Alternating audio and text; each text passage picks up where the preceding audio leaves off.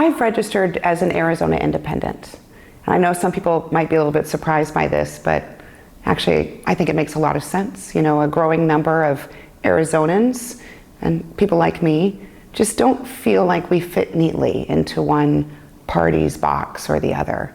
Senator Kyrsten Sinema announced that she is leaving the Democratic Party and she's registering as an independent in Arizona. It's been since 2009 since a senator has switched party affiliations, but it's also a little bit of a deflating moment for Democrats. They just won a 51st seat with Senator Raphael Warnock in Georgia. She has declined to kind of get into the why and the when of her announcement.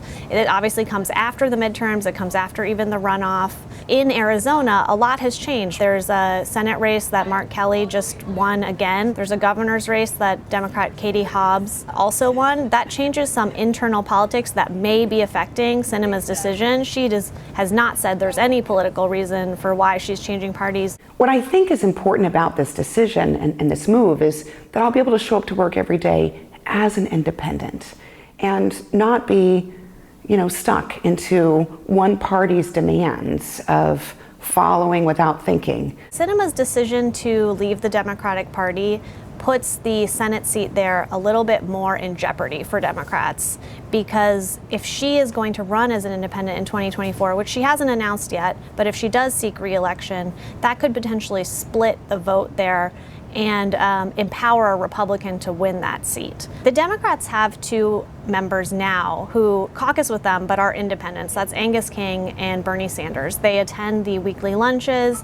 they vote with Democrats most of the time, and there's some question about whether Sinema will play a similar role. She has not said she will officially caucus with Democrats, but she has said she won't be with Republicans. Well, I intend to maintain my position on my committees and keep doing the work that I've been doing for Arizona.